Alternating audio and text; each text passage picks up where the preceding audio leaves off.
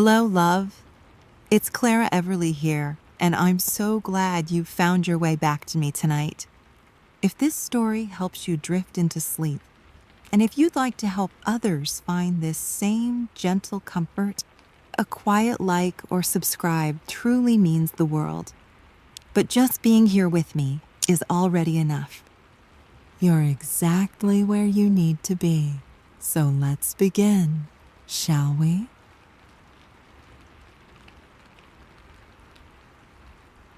However your day has been, whatever it held, whatever it asked of you, all of that is behind you now.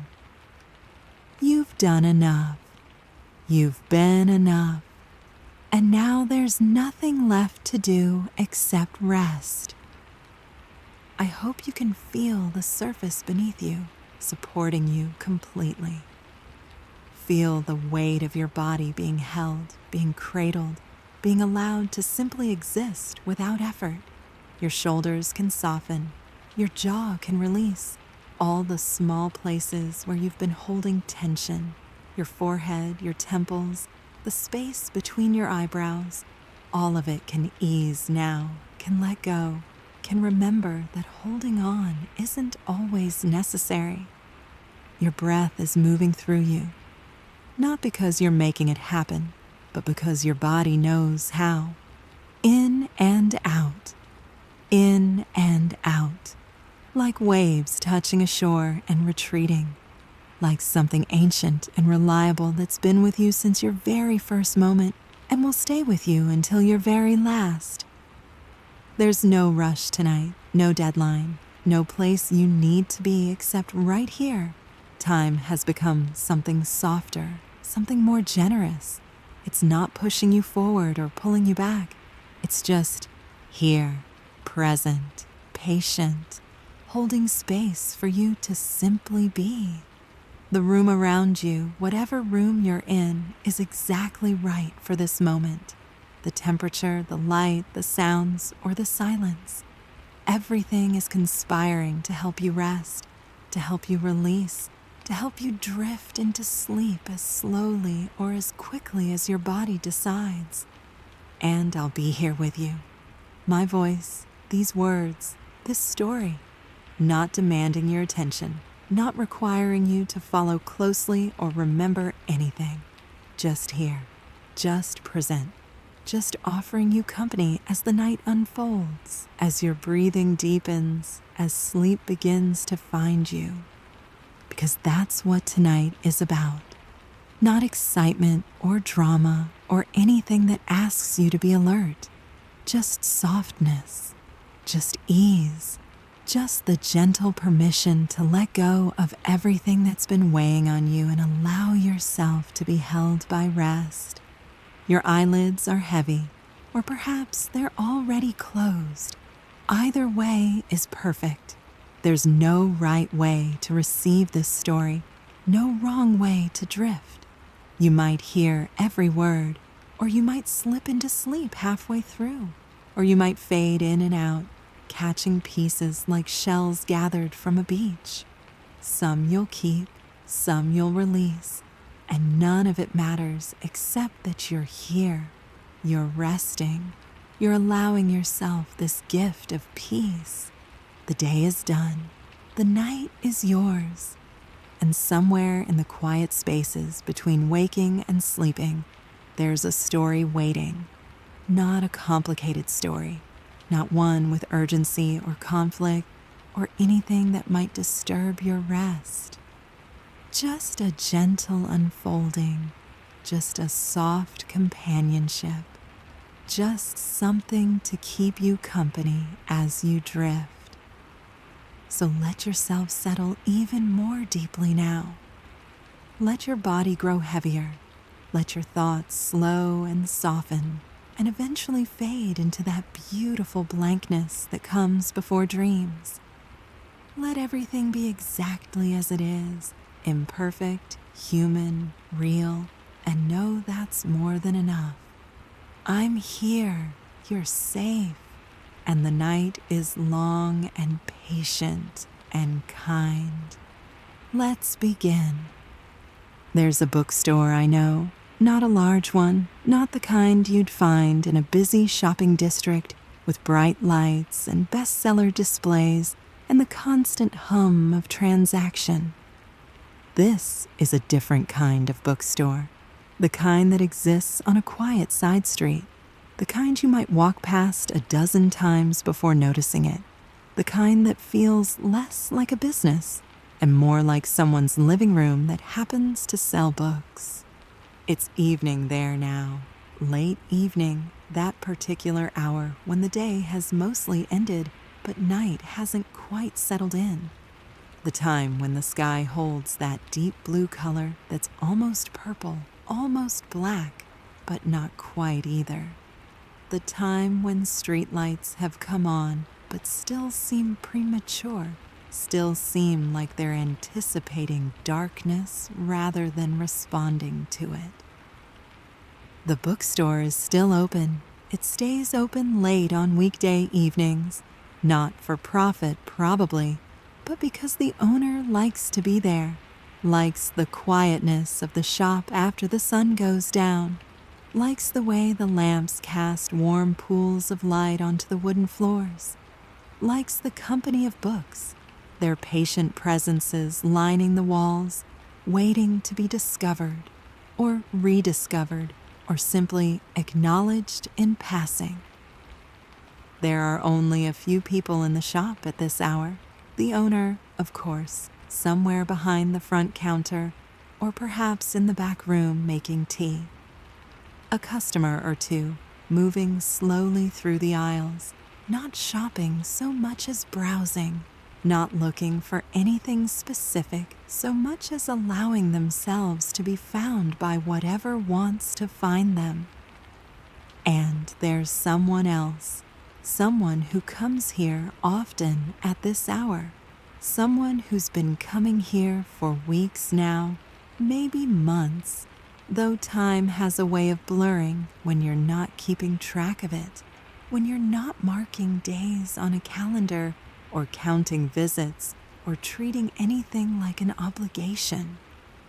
This person, let's say they're sitting in one of the worn armchairs near the back of the shop, in the section where poetry and philosophy blend together, where the books are older, quieter, less frequently purchased, but deeply loved by those who do find them. The armchair is burgundy leather, cracked with age, shaped by the countless bodies that have settled into it over the years. It's the kind of chair that knows how to hold someone, that remembers comfort even when its springs have softened and its cushions have compressed. The light from a nearby floor lamp falls across their lap, across the book they're holding but not quite reading. They've been on the same page for several minutes now, not because the words are difficult, but because their mind is elsewhere, or perhaps not elsewhere, perhaps just here, just present, just existing in this warm pool of light while the evening deepens outside and the bookstore wraps around them like a familiar blanket.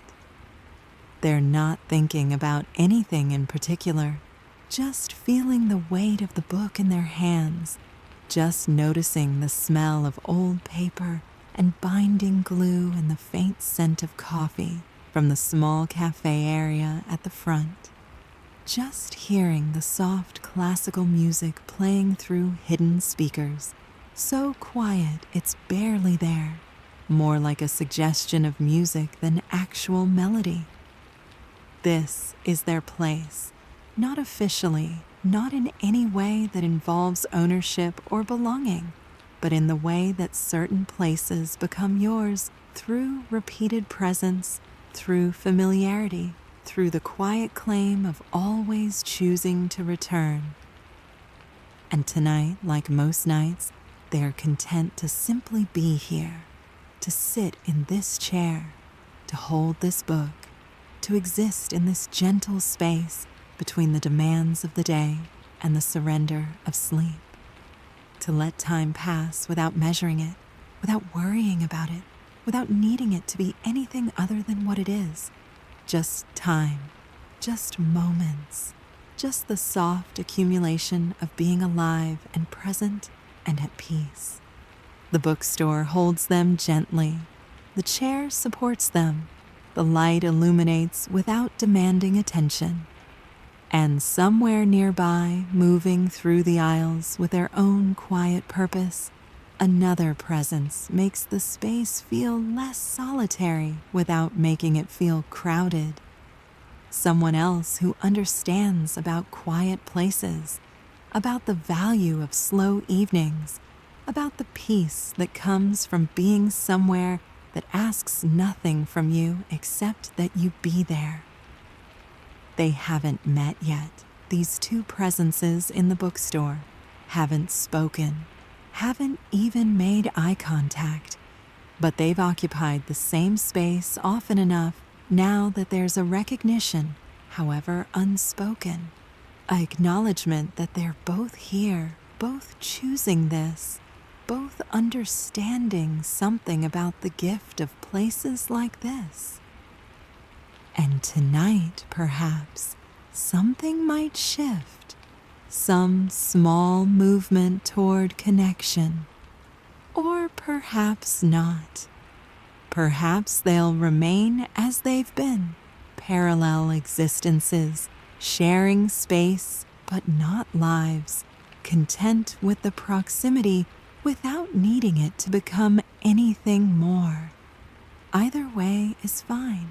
Either way is enough, because this isn't a story about what needs to happen. It's a story about what is, about the gentle present tense of being alive on a quiet evening in a bookstore that feels like shelter, like sanctuary, like exactly the right place to be. So let's stay here a while. Let's settle into this space the way they've settled into it. Let's allow the evening to unfold at its own pace, without rushing, without forcing, without needing anything to be different from what it already is. Let's just be here, together, quiet, at peace.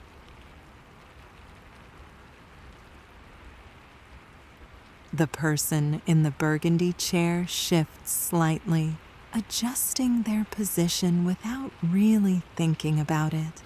The kind of small movement bodies make when they've been still for a while, when they need to redistribute weight, to remember they have joints and muscles and a physical form that requires occasional attention. The book in their lap closes softly. They haven't marked their place. They rarely do. If they return to this book tomorrow or next week, they'll simply open it and begin wherever it falls open, trusting that the right words will find them when they need finding. That's how they read poetry, not linearly, not with the goal of finishing, but wandering through it the way you might wander through a garden, pausing where something catches your attention, moving on when you're ready, never worried about seeing everything or understanding it all. They look up from the closed book, let their eyes rest on nothing in particular, just the general space of the bookstore, the shelves rising up around them, packed with spines of every color and condition. Some books pristine, some weathered, some loved into gentle disrepair. All of them waiting with that particular patience that books have, that sense of being content to exist, whether anyone reads them or not, whether anyone even notices them or not. The music has changed. It's a different piece now, though in the same quiet register. Something with piano, something that sounds like it's being played in another room, the notes traveling through space and arriving here softened, gentled, made even more tender by distance. And then they notice, or perhaps they've been noticing for a while, but only now allow themselves to consciously register it, that someone is standing a few aisles away, partially visible between the shelves. Just a partial view, an arm, a shoulder, the edge of a profile. Someone looking at books, running their fingers along spines, that unconscious gesture of book lovers everywhere, as if the books might communicate something through touch that they don't reveal through sight. The person in the chair watches for a moment, not staring, not intruding, just observing the way you might observe a bird in a garden or light moving across a wall. Just noticing. Just present to what's happening in the shared space. The figure between the shelves pulls out a book, holds it, opens it. The light from the overhead fixture catches their face for just a moment, enough to see that they're absorbed, interested, reading something in that preliminary way you read when you're deciding whether a book is meant for you or not. The person in the chair feels something, not attraction exactly, though there's something of that. Not curiosity exactly, though there's that too. More like recognition, the sense that here is another person who moves through the world in a similar way, who values quiet, who understands about bookstores and late evenings and the gift of unhurried time. They've seen this person before, many times actually. Not here, not just in the bookstore, but in that vague way you see people in a neighborhood, in a small community, when your paths cross without intersecting. At the cafe down the street, walking past on the sidewalk, waiting at a crosswalk, always alone. Always with that same quality of self-containment, of not needing anything from anyone, of being complete within themselves.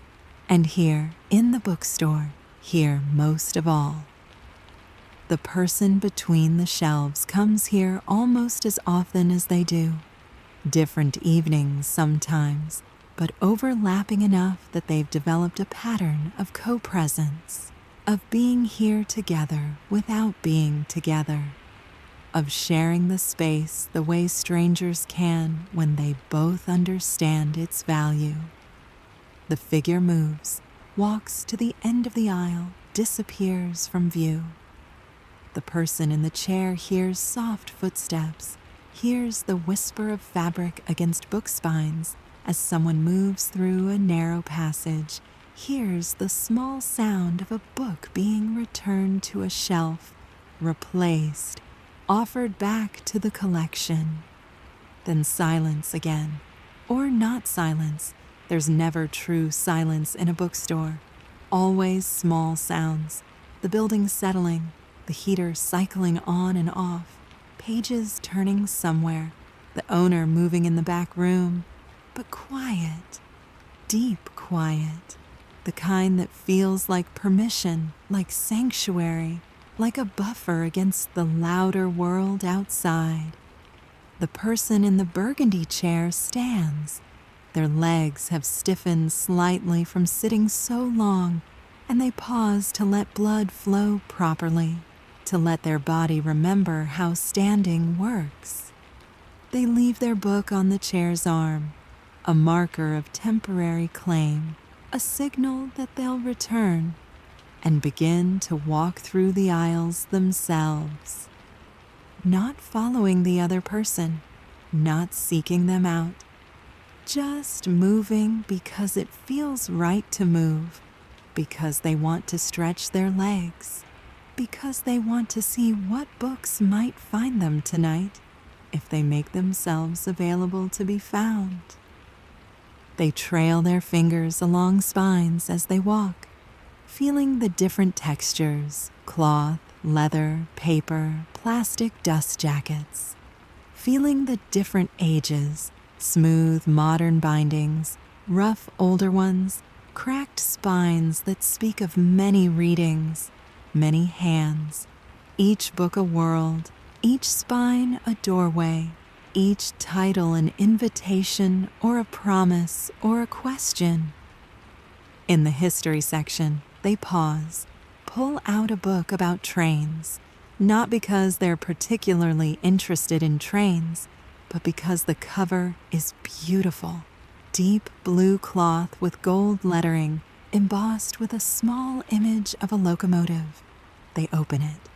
The pages are thick, slightly yellowed, and the text is dense, academic, the kind of book that was written for serious study, but that now exists mostly as artifact, mostly as beautiful object, mostly as something to hold and appreciate for its physical presence rather than its content.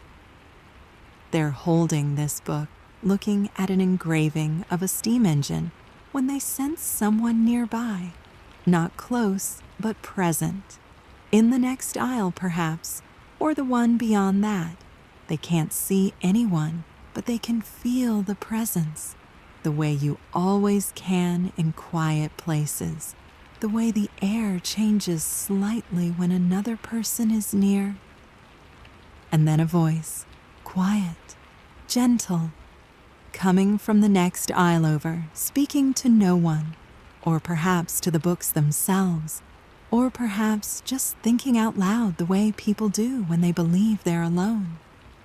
I always forget how beautiful old books are, like holding time. The person holding the train book freezes slightly, not with alarm, just with the surprise of hearing a voice in the quiet. And then, before they can think better of it, before they can second guess or worry or analyze, they respond. Yes, exactly that. Silence, not uncomfortable, just present. Two people separated by a shelf full of books, having acknowledged each other with the smallest possible exchange, now both wondering if more is required or if that was enough, if that completed something or opened something or simply existed as a small moment of connection before returning to separateness. Then, footsteps, soft, moving around the end of the aisle, and then the person appears, the one they'd seen between shelves earlier, the one they'd noticed but not approached, the one who comes here often but whom they've never spoken to until this moment. They're holding a book too, something old, something with a green cover. They're looking at the person with the train book, and their expression is open, curious, not demanding anything, not initiating anything, just present, just seeing, just acknowledging that a small exchange has happened and that neither of them seems to want it to end just yet. I'm sorry, the person with the green book says. I didn't realize anyone was close enough to hear me.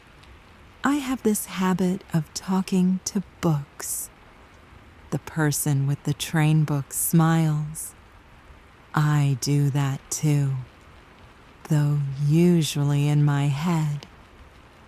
Safer that way.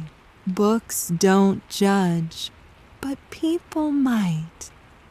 I don't. No, the person with the green book says, looking at them more carefully, more thoroughly, as if seeing them for the first time despite having shared space with them dozens of times before. No, I don't think you would. They stand there, several feet apart, both holding books they're not really interested in anymore, both aware that something has shifted, something has changed, some invisible boundary has been crossed simply by speaking, simply by acknowledging each other's existence beyond silent co-presence. You come here often, the person with the green book says. I've seen you, in that chair usually, the burgundy one.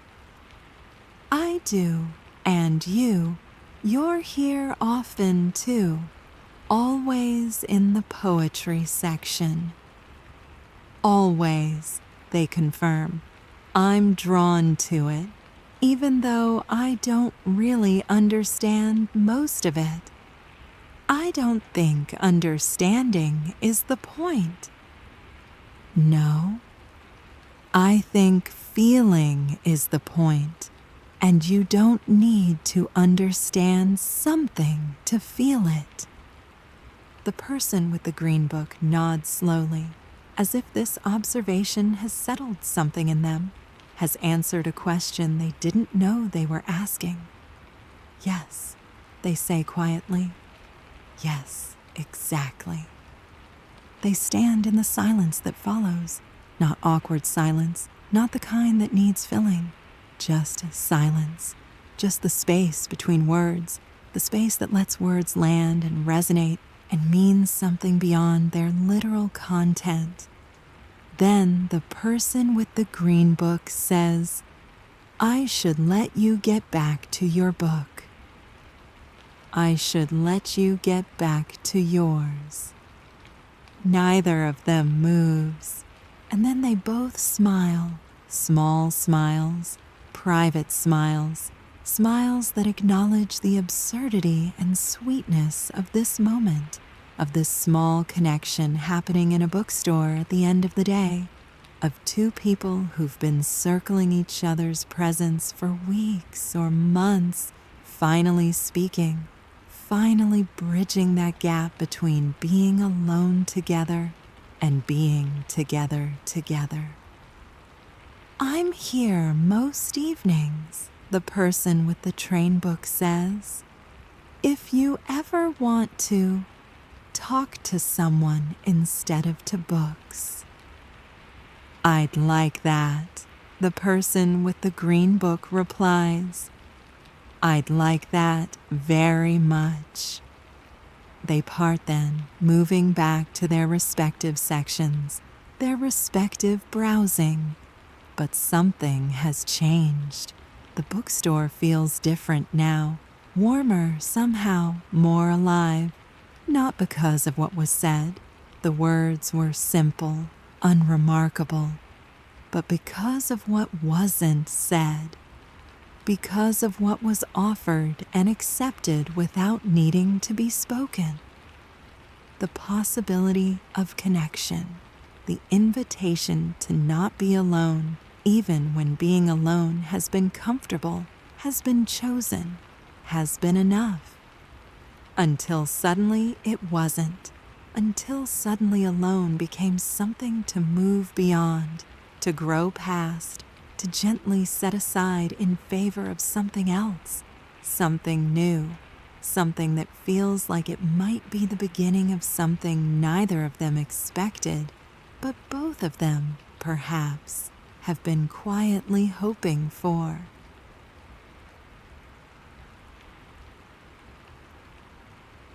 The next evening, they're both there again. Of course they are. The bookstore has become more than just a place now. It's become a location of possibility, a space where something might continue to unfold, where the small seed planted yesterday might find soil and light and begin to grow.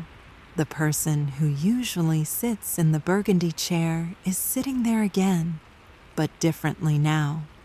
Before, they would settle in completely, would allow themselves to become absorbed in their book, in their thoughts, in the general atmosphere of peace.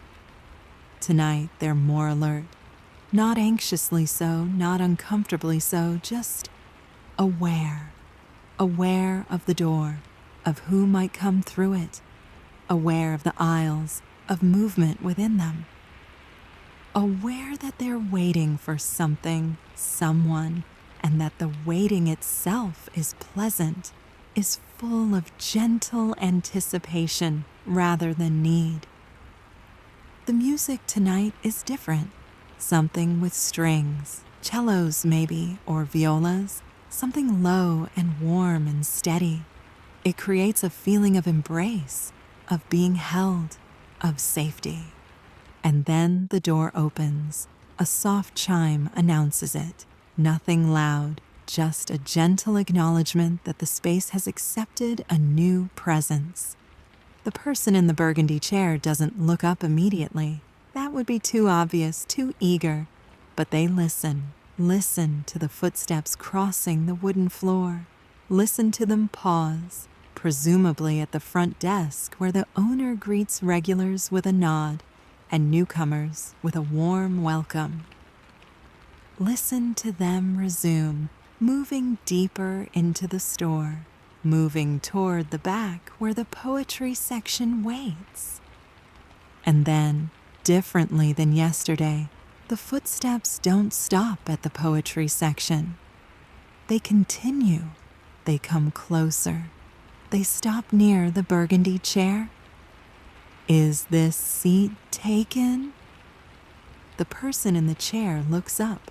The person with the green book, though they're not carrying a book tonight, just themselves, just their presence, is standing there, gesturing to the matching chair nearby, the one that faces the burgundy chair at a slight angle that creates a small conversation area in the corner of the bookstore. No, they say, hoping their voice sounds calmer than they feel. Please. The person sits, settles in. The chair accepts them the way it accepted the other person, with that same sense of remembering how bodies work, how to support them, how to hold them in comfort. For a moment, neither speaks. They just sit in the paired chairs, in the pool of light from the floor lamp, in the embrace of the bookstore's quiet. It's not awkward. It's not uncomfortable. It's just present. Just two people choosing to share space more deliberately now, more consciously, more with intention. I realized I don't know your name, the person from the burgundy chair finally says. I realized the same thing, the other person replies. I'm Morgan. I'm Alex. They don't shake hands. It would feel too formal, too transactional, too much like a business meeting instead of what this is, which is something softer, something more delicate, something that needs to unfold at its own pace without being forced into conventional shapes.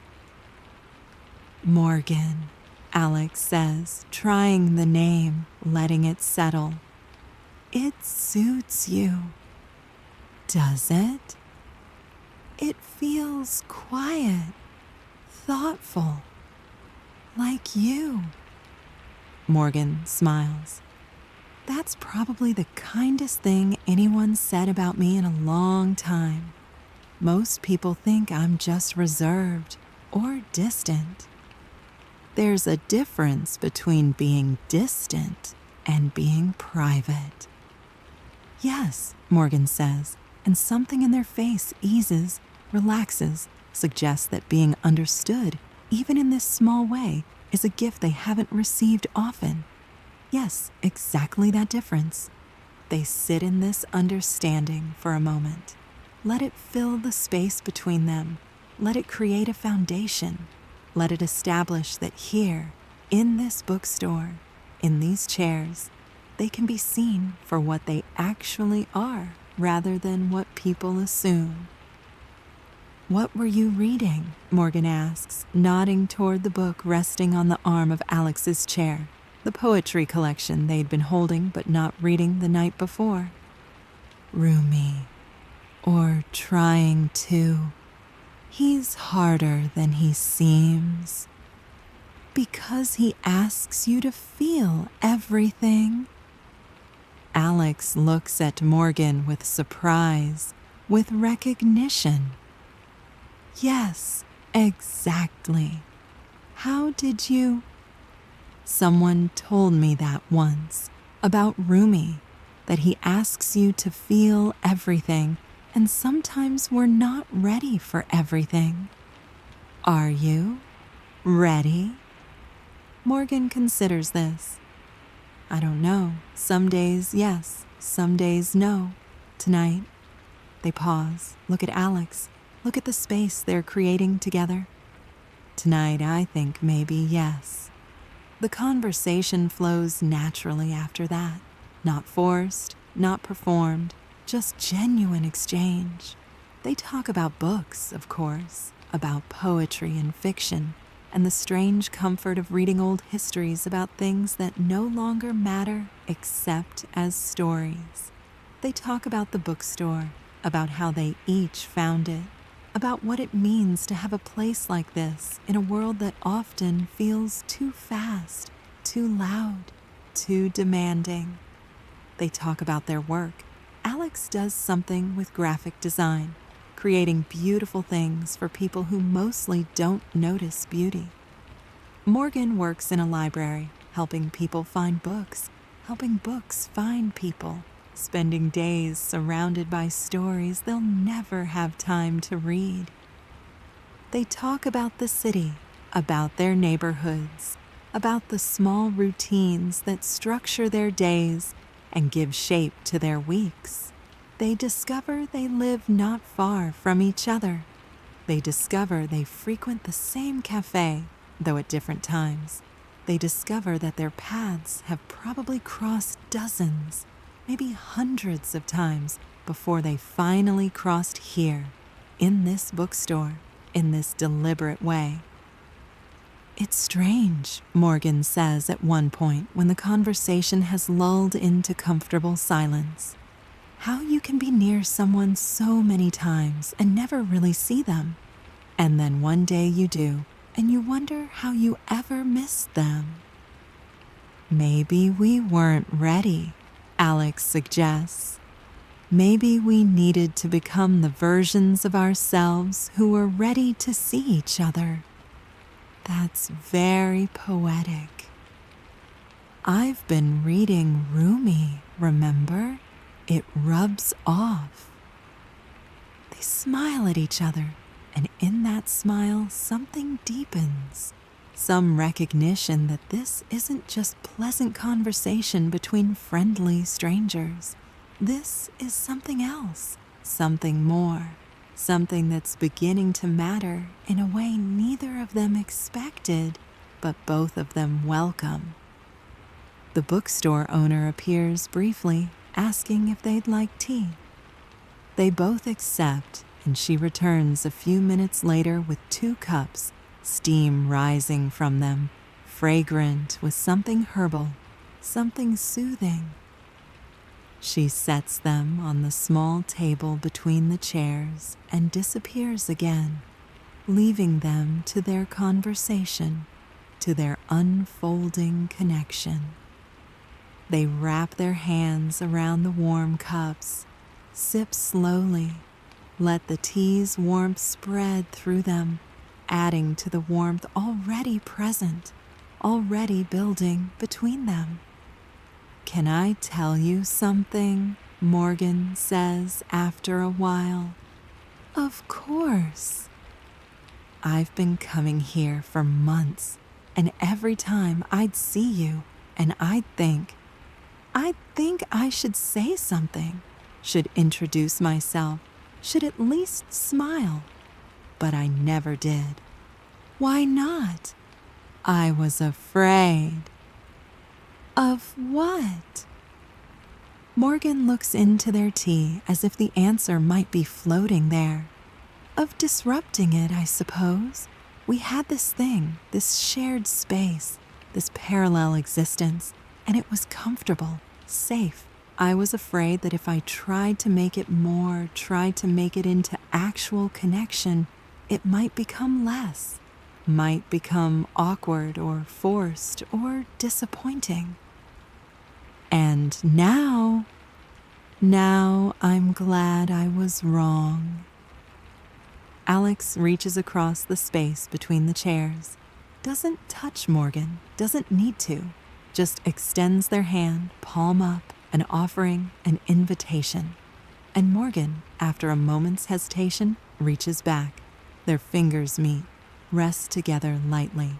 Not holding, not grasping, just touching, just making contact, just affirming that this is real, this is happening, this is something neither of them is imagining.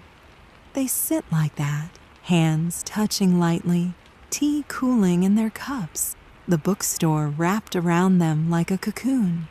And for the first time in longer than either can remember, they don't feel alone. Not lonely. They haven't been lonely, not exactly, but alone, separate, singular, and now suddenly, surprisingly, gently, they're not. They're two. They're together. They're beginning something that doesn't have a name yet, but already feels important, already feels like it might be the start of something that could change everything, or at least change enough. The evening deepens outside. The bookstore's windows show only darkness now, the glass reflecting the interior back to itself, creating mirror images of the two people in the chairs, the two people touching hands, the two people finding each other in this quiet space that's been waiting for exactly this moment. And somewhere in the background, barely audible, the music continues. The cellos or violas or whatever they are playing their patient, constant song, playing the soundtrack to connection, to beginning, to the gentle unfolding of something neither of them saw coming, but both of them recognize as exactly what they needed. The universe is full of strangers, but sometimes, if you're very lucky, if you're very patient, if you're very open to possibility, a stranger becomes something else, becomes familiar, becomes important, becomes someone you're glad you finally spoke to, even though speaking felt like risk, felt like courage, felt like stepping into unknown territory. Sometimes you find your person in the most ordinary place, during the most ordinary evening, doing the most ordinary thing. And the fact that it's ordinary is what makes it extraordinary. Because real life isn't dramatic. Real connection isn't cinematic. It's just this: two people, two chairs, two cups of tea, and the willingness to reach across the space between and see what happens when you do. What happens is this warmth, this recognition, this gentle beginning of something that feels like it might last, might grow, might become one of the most important things in both their lives. Or maybe not. Maybe it's just a nice evening, just a conversation, just a moment of connection that won't lead anywhere except to tomorrow, and to the day after that, and to the slow accumulation of small moments that might eventually add up to something significant, or might just remain what they are, pleasant, peaceful enough. Either way, they're here now, together, and that's what matters. Not what comes next, not what this becomes, not how the story ends.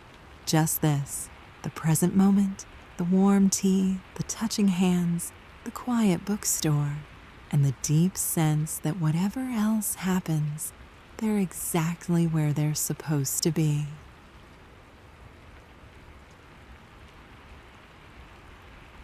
The days that follow blur together in the best possible way, not because they're unmemorable, but because they're so consistently good, so reliably peaceful, that they create a kind of continuous present tense, a ongoing now that doesn't need to be divided into discrete days and dates and markers of time passing.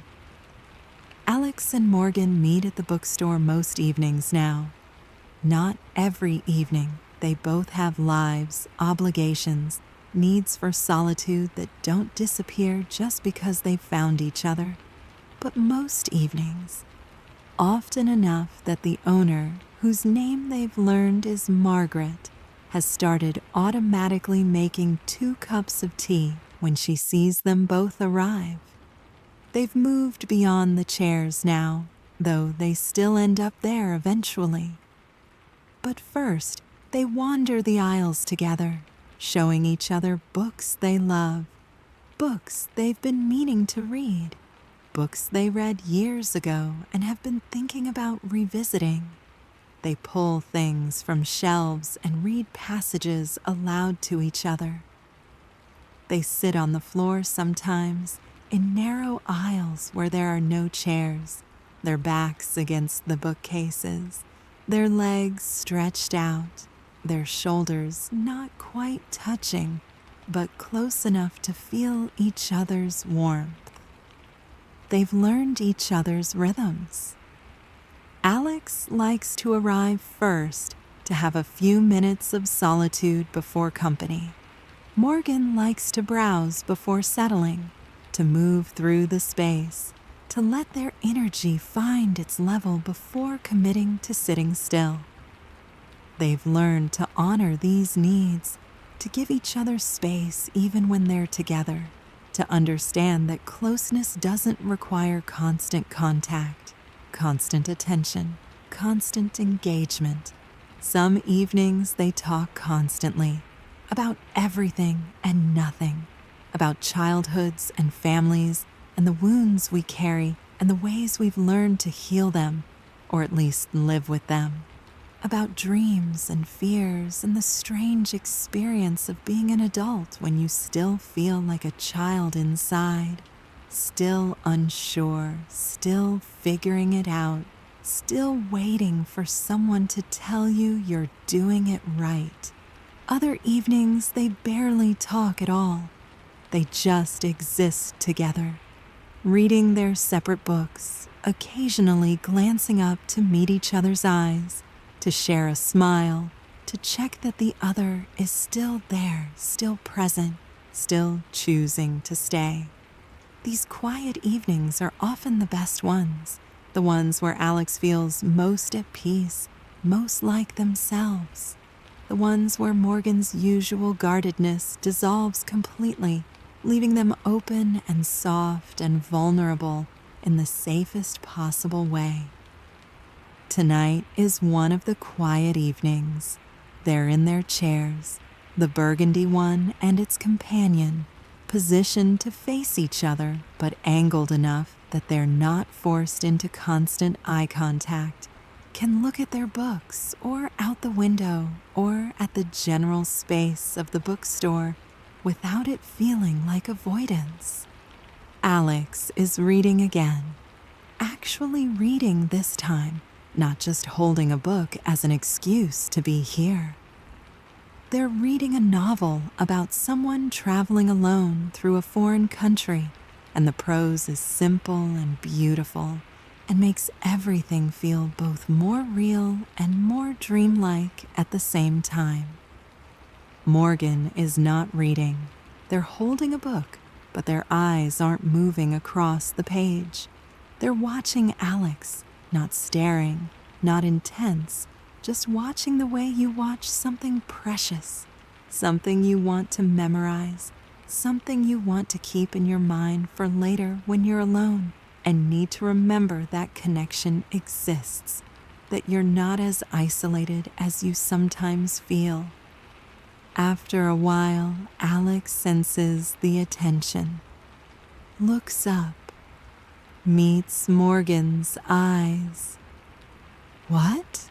Alex asks, but gently, not defensively. "Nothing, just, you're very beautiful when you read. Did you know that?" Alex feels warmth in their cheeks, in their chest. "I didn't. No one's ever told me that." "Well, you are. You get this expression like you're somewhere else entirely, like you've left this world and entered another one. It's beautiful. You're beautiful." The words sit between them, Not heavy, not uncomfortable, just present, just true, just something that needed to be said and now has been said and now exists in the space they share. Thank you, Alex says quietly. For what? For seeing me. For Alex struggles to find the words. For making me feel less invisible.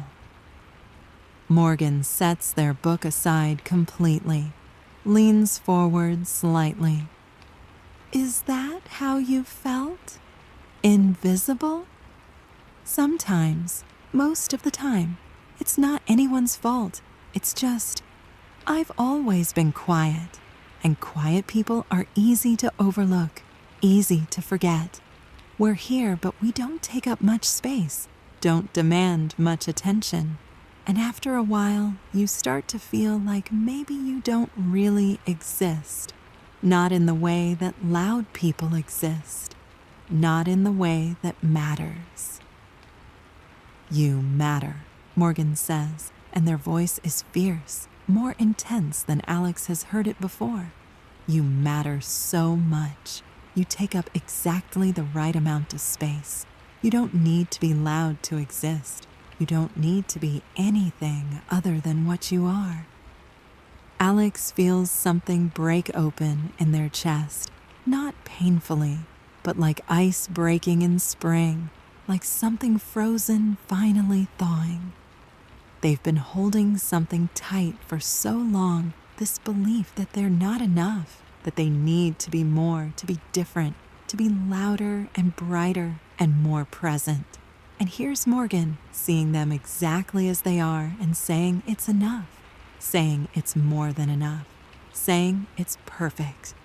I need to tell you something, Alex says, and their voice is thick now, emotion pressing against their throat.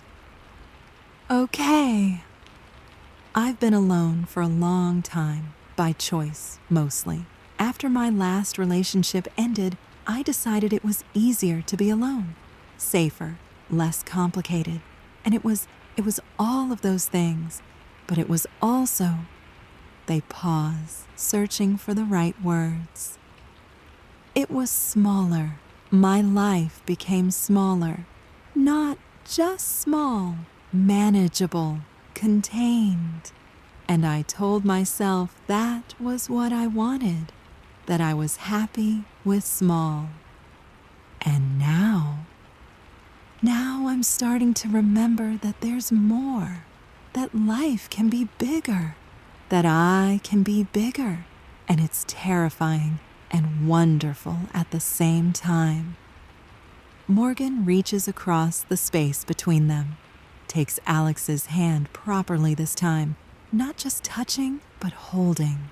Their fingers interweave, their palms press together, their hands become a unit, a joined thing, stronger together than separate. I understand, Morgan says. I've been living small too. And with you, I'm starting to remember what it feels like to want something, to want more, to want... They pause, gather courage. To want someone. The confession hangs in the air between them. Vulnerable, honest, true. I want you too, Alex says. I want this. Whatever this is, however fast or slow it needs to go. I just want to keep doing this. Keep meeting you here. Keep talking and not talking. Keep learning who you are. Keep letting you learn who I am. Yes, Morgan says. Yes, exactly that. They sit holding hands in the quiet bookstore while Margaret moves through the stacks somewhere, while the music plays its gentle background melody, while the night deepens outside and the world continues its turning, and time passes in that soft, unmeasured way that time passes when you're exactly where you want to be. This is intimacy, Alex thinks. not the physical kind, though they're beginning to imagine that too, beginning to wonder what it would be like to be even closer, to cross even more boundaries, to let this connection become physical as well as emotional. But this holding hands, this seeing each other, this sharing truth, this being vulnerable and having that vulnerability met with gentleness rather than judgment. This is intimacy. This is what they've been missing. This is what makes life bigger, richer, more full.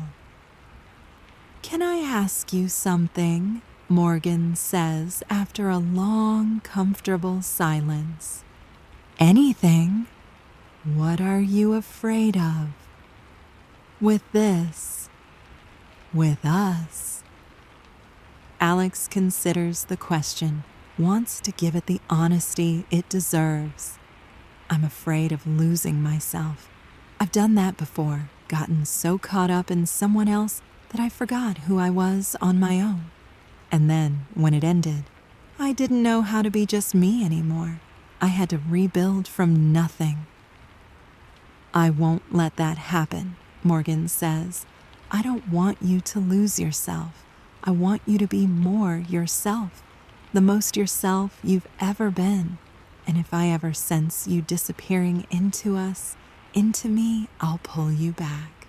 I promise." "What are you afraid of?" "The same thing, I think. But also, I'm afraid of needing you too much, of becoming dependent, of forgetting how to be alone. I've been alone so long, and I'm good at it. I don't want to lose that skill just because I've found someone who makes me want to not be alone." "We'll help each other," Alex says. "We'll remind each other that we're separate people who choose to be together, not halves looking for wholeness, but whole people choosing connection." "I'd like that," Morgan says. "I'd like that very much." They stay in the bookstore until Margaret gently tells them she needs to close. They gather their things slowly, reluctantly, not wanting this evening to end. But it has to end. Everything has to end eventually. That's what makes it precious. The fact that it's temporary, that it's a moment rather than forever, that it has to be fully inhabited because it won't last. They walk out together into the cool night air, stand on the sidewalk outside the bookstore, neither quite ready to separate and head to their respective homes. "Same time tomorrow?" Morgan asks. "Yes, and maybe." Alex hesitates, then pushes forward. "Maybe we could meet earlier. Get dinner first?" "I'd love that." "Really?" "Really. I want to see you outside the bookstore. Want to see what you're like in the rest of the world. Want to keep learning you in all your different contexts." Alex smiles, feels brave, leans forward and very gently, very carefully kisses Morgan's cheek. It's brief, barely more than a brush of lips against skin, but it's electric, transformative, the kind of small gesture that changes everything. "Good night, Morgan." "Good night, Alex." They part, walking in different directions, both turning back once to wave, to smile, to acknowledge that yes, this is real, this is happening. This is the beginning of something neither of them fully understands yet, but both of them trust. And the bookstore behind them, its windows now dark, holds the memory of their time together, holds it in the chairs they sat in the books they touched, in the very air that their words moved through, waiting for tomorrow when they'll return. when they'll continue this gentle unfolding, when they'll add another layer to the connection they're building, slowly and carefully, and with all the patience in the world.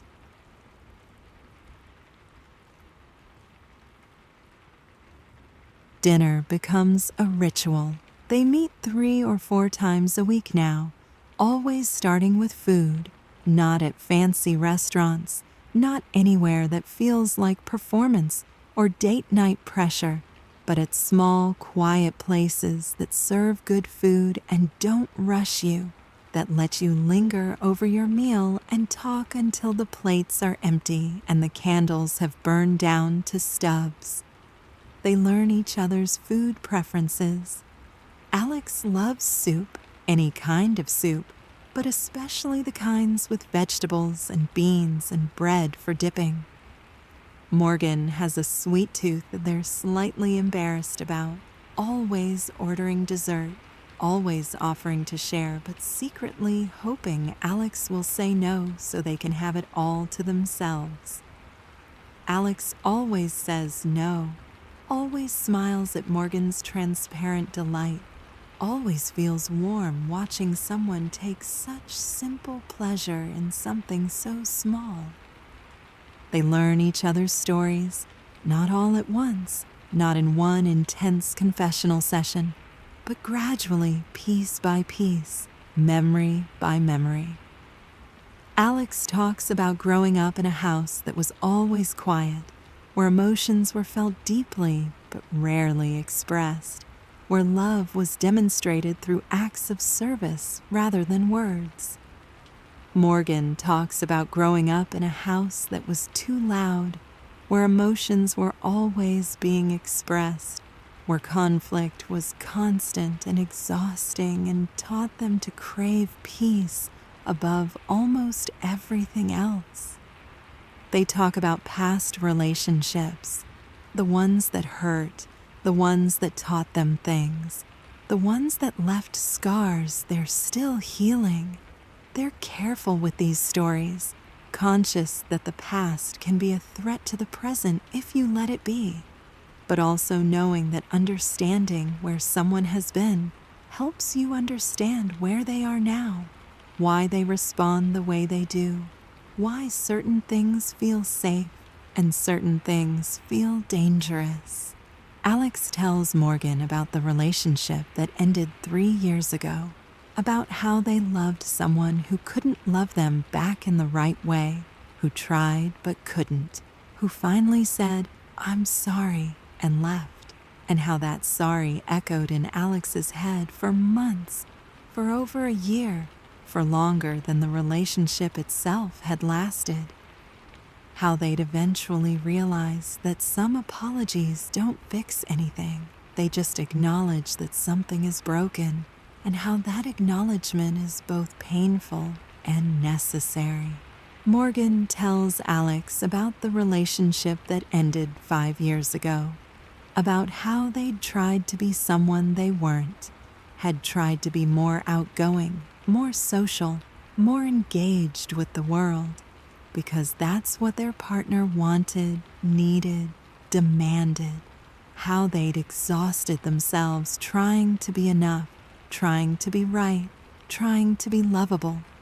And how, when it ended, when their partner said, "You're just not who I thought you were," Morgan had felt both devastated and relieved. Devastated because they'd failed, relieved because they could finally stop trying to be someone else.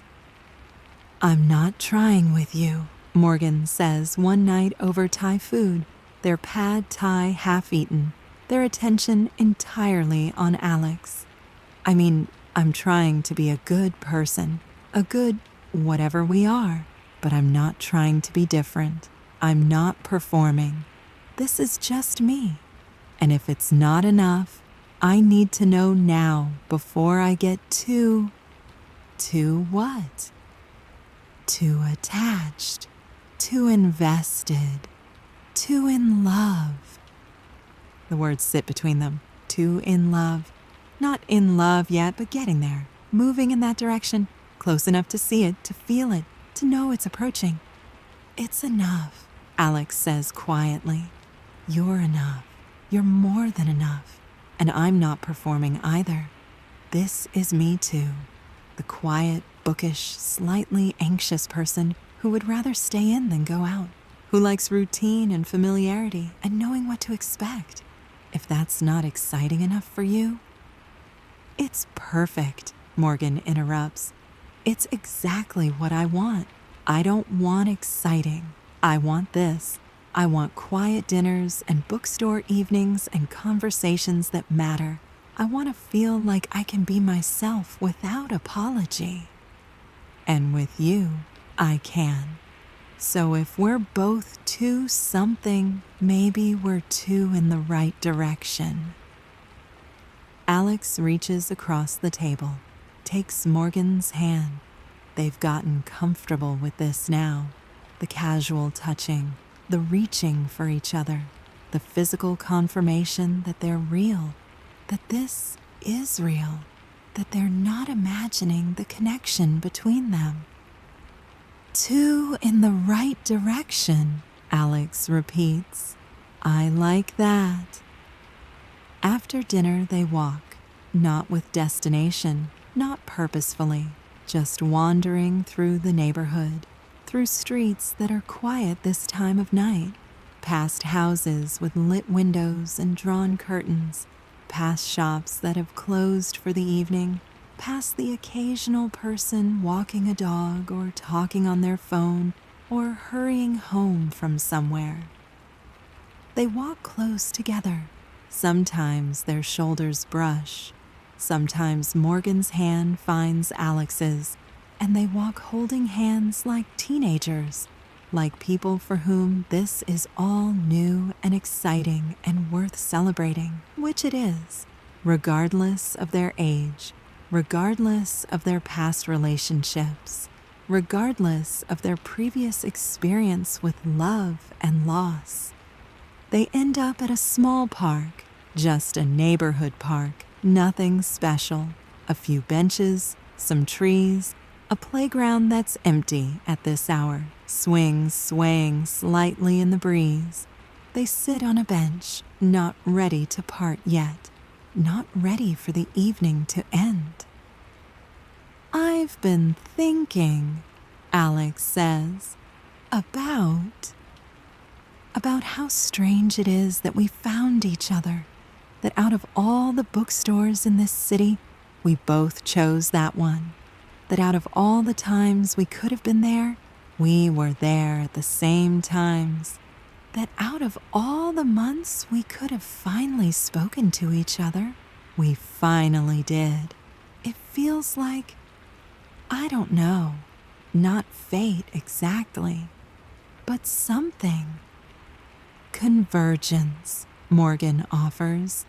Maybe we were both moving in the same direction without knowing it, and eventually our paths converged. I like that better than fate. Fate feels like we had no choice, but we did have choices. We each chose to go to that bookstore. We each chose to return. We each chose to finally speak. And we're choosing this, Morgan adds. Whatever this is becoming, we're choosing it every day, every time we meet, every time we reach for each other, every time we share something true. They sit in silence for a while. The park is peaceful. The breeze is cool but not cold. The trees whisper to each other in that language that trees speak, that humans can hear but not understand. Morgan? Yes? I think I'm falling in love with you. Morgan turns to look at Alex. Their face is serious, tender, open. I think I'm falling in love with you too. Is that okay? Yes, it's more than okay. It's what I want. What I've wanted without knowing I wanted it. What I'd given up on wanting because wanting hurt too much when it didn't work out. I'm scared, Alex admits. Me too. But I don't want to stop, don't want to slow down or pull back or protect myself by not feeling this fully. Neither do I. I want to feel it, all of it, the fear and the joy and the vulnerability and the hope. I want to feel it with you.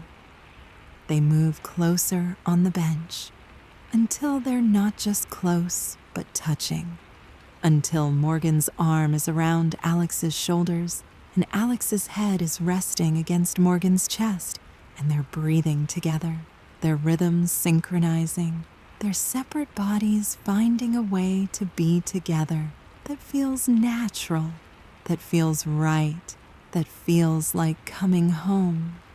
What do we do now? Alex asks, voice muffled against Morgan's sweater. I don't know. Keep doing this, I guess.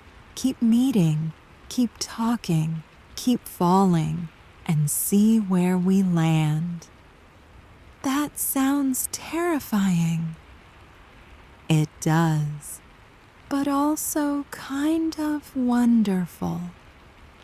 Yes, terrifying and wonderful. I can work with that. They stay in the park until the cold becomes too much, until they're both shivering despite being pressed together, until the practical need for warmth overrides the emotional need to stay exactly where they are.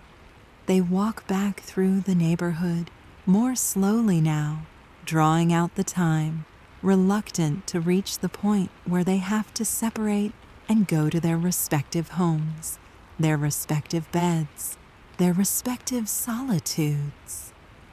At the corner where their paths diverge, they stop, face each other, and this time, when Alex leans in, it's not to kiss Morgan's cheek, it's to kiss them properly, to press their lips together gently, carefully, asking permission even as they're taking it.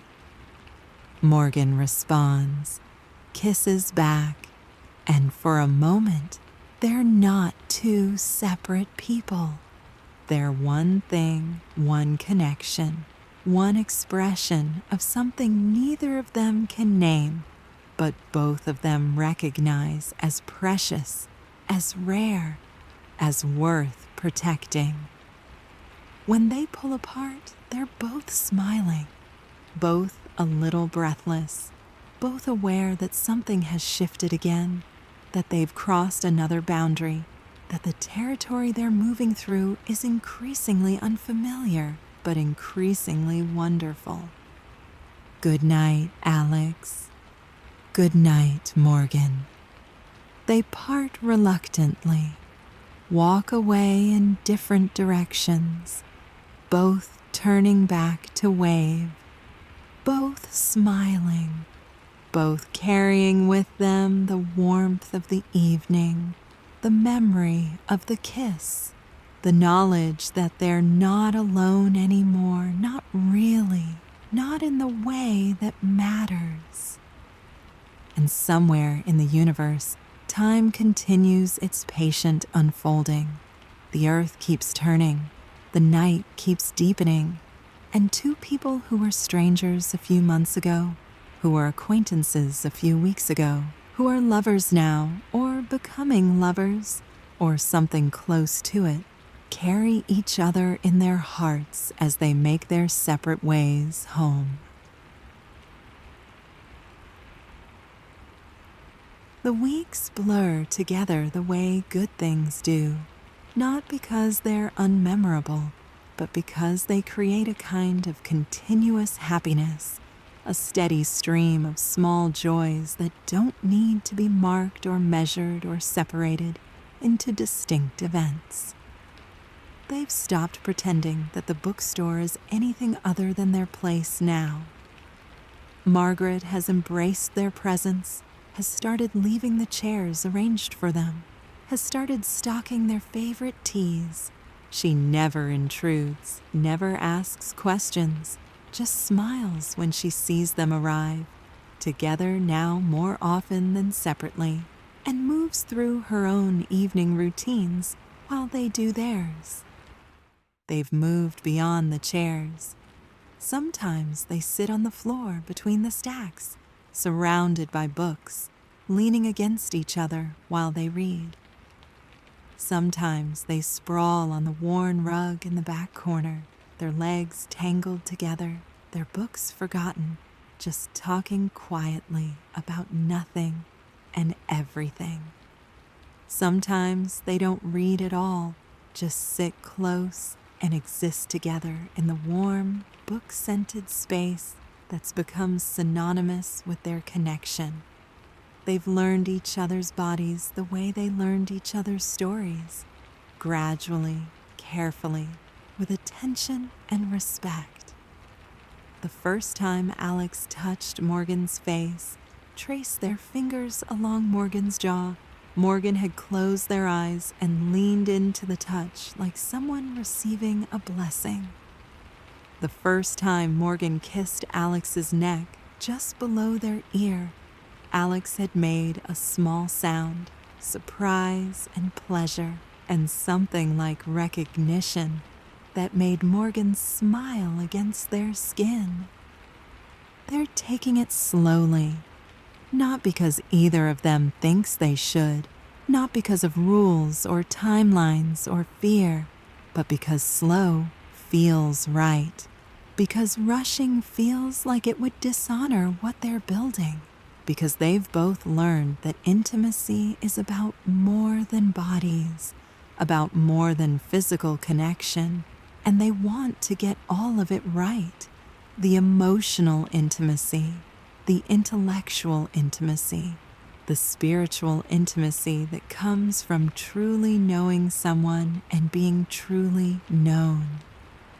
One evening, Alex says, "Come home with me." Morgan looks up from their book. "Really?" "Really. I want you to see where I live. Want you to be in my space. Want to make you dinner and show you all the books I own and let you meet my cat." "You have a cat? Did I not mention that? Her name is Olive. She's extremely judgmental and will definitely hate you at first." "Perfect. I love a challenge."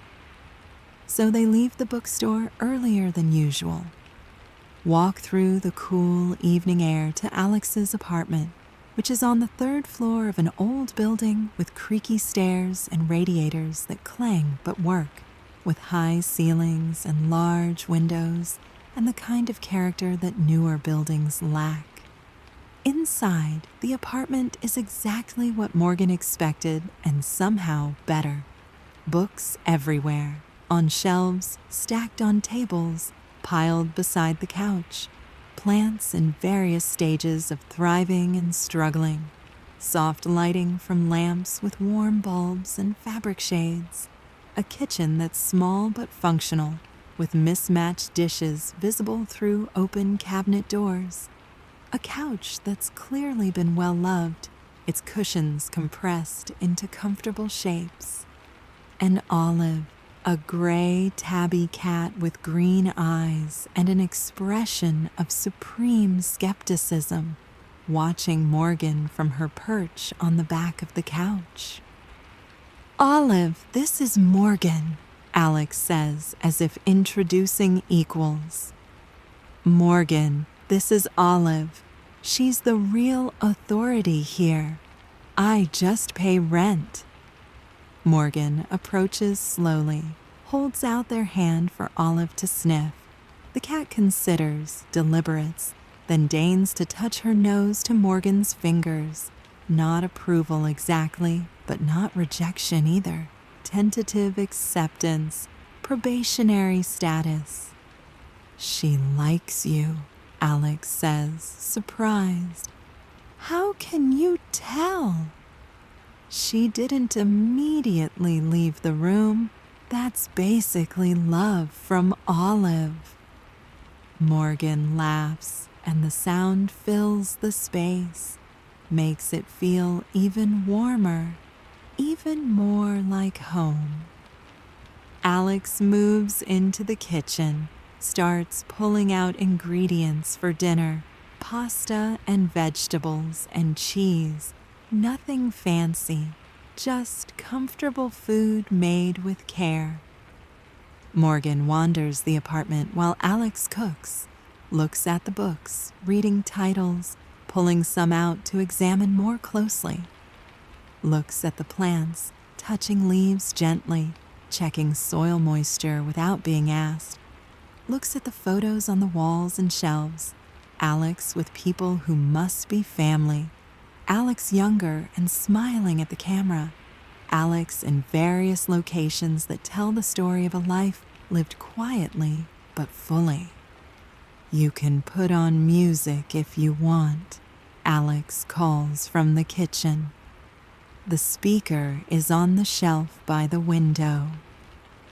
Morgan finds it, connects their phone, puts on something instrumental and gentle. Piano music that sounds like rain, like meditation, like the feeling of Sunday afternoons when there's nothing that needs doing. They eat dinner at Alex's small table, sitting across from each other with plates of pasta and glasses of wine, talking and laughing and existing in the easy comfort of being in each other's presence. Olive eventually joins them, settling in Morgan's lap despite Alex's protests that she never sits in guests' laps, purring loudly while Morgan absently pets her and continues their conversation with Alex. After dinner, they move to the couch, sit close together, Morgan's arm around Alex, Alex's head on Morgan's shoulder, Olive curled between them in a rare display of affection. The music continues. The night deepens outside the windows. Neither of them talks about Morgan leaving, about ending the evening, about separating. You could stay, Alex says quietly after a long, comfortable silence. Here? Here, tonight. Not because, we don't have to. I just want you here. Want to fall asleep knowing you're in the next room. Want to wake up and make you coffee. Want to share my space with you, even if it's just for one night. Morgan's answer is to pull Alex closer, to press a kiss to the top of their head, to say, I'd love to stay. So they prepare for bed with an intimacy that's different from physical intimacy, somehow deeper. Alex finds Morgan a t-shirt to sleep in, shows them where the extra toothbrushes are kept, provides a towel and space in the bathroom. They move around each other easily, naturally, as if they've been doing this for years instead of for the first time. In bed, Alex's bed, which is surprisingly spacious, with soft sheets and too many pillows and a quilt that Alex's grandmother made, they lie facing each other in the dark. Not touching yet, just looking, letting their eyes adjust, letting the reality of this moment settle over them. Hi, Alex whispers. Hi, Morgan whispers back. This is nice. It really is. Are you comfortable? I'm perfect. Are you? I'm perfect too. They move closer then, until they're pressed together, until there's no space between them, until they're breathing the same air. Morgan's arm wraps around Alex. Alex's leg slides between Morgan's. They find a configuration that fits, that works, that feels like they've been sleeping this way forever. Morgan. I love you. Morgan is quiet for a moment, not hesitating, just feeling the words, letting them land, letting them sink in. Then, I love you too, so much it scares me sometimes. Me too, but good scared, like standing at the edge of something beautiful. Yes, exactly that. They drift toward sleep slowly, neither of them rushing it, both of them wanting to stay in this twilight space where they're together, where they're warm, where they're safe, where nothing can touch them except each other, except this connection they've built so carefully, so patiently, so well. Outside, the city continues its nighttime business. Inside, two people who were lonely are lonely no longer. Two people who were alone have found each other. Two people who weren't looking for love have found it anyway, have stumbled into it, have chosen it repeatedly, until the choosing became natural, became inevitable, became simply what they do. And as they fall asleep, Morgan first, their breathing deepening and slowing, then Alex, listening to that breathing, matching it, following Morgan down into rest, they hold each other. Not desperately, not fearfully, but with the quiet confidence of people who know they've found something real, something worth keeping, something that might last, or might not. The future is never guaranteed. Hearts break, people change, life intrudes. Nothing is certain except this moment, this breath, this warmth, this love that exists right now, regardless of what comes next. But for tonight, for this perfect, peaceful, ordinary night, they have each other. They have this bed, this room, this apartment, this city, this world. They have the bookstore waiting for them tomorrow. They have dinner plans and conversations yet to have, and books yet to read together.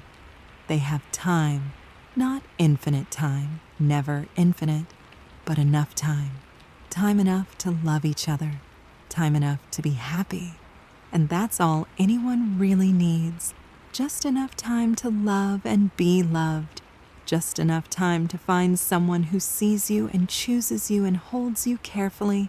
Just enough time to rest. So rest now. Rest like Alex and Morgan are resting. Rest like the bookstore is resting, waiting for tomorrow's visitors. Rest like the night itself, settled and still and patient. Rest like someone who's finally found what they were looking for, even if they didn't know they were looking at all. Rest like someone loved, because you are. Somewhere, somehow, in some form or fashion, you are loved. And that love holds you even in your sleep, even in your dreams, even in the quiet dark hours when you're not sure of anything except that you're breathing, you're here, you're alive. Rest now. Let go. Let the story fade into background, into white noise, into silence. Let yourself drift. Let yourself sleep. Everything else can wait until morning. And that's where we'll leave them tonight, love. Alex and Morgan curled together in that comfortable bed, breathing in sync, held by sleep and by each other, and by the simple fact of their presence in each other's lives. It's a quiet ending, isn't it? No grand gesture, no dramatic declaration, no moment of crisis resolved or obstacle overcome. Just two people finding each other in the most ordinary way, in the most ordinary place, and choosing day after day, evening after evening, to keep finding each other, to keep showing up, to keep being gentle and patient and true. That's what love is, I think. Not the fireworks or the grand romantic gestures or the sweep you off your feet moments that stories like to emphasize, but this quiet choosing, this steady presence, this willingness to be seen and to see, to hold and be held, to rest in someone else's warmth and let them rest in yours. The bookstore will still be there tomorrow. Margaret will unlock the doors and turn on the lights and make tea and wait for whoever needs what bookstores offer. Sanctuary, quiet, the patient company of stories waiting to be discovered. And maybe Alex and Morgan will come. Maybe they'll sit in their chairs or wander the aisles or curl up on the floor between the stacks.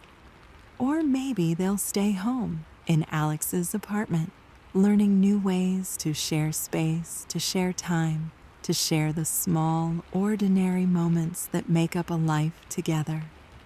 Either way, they're building something.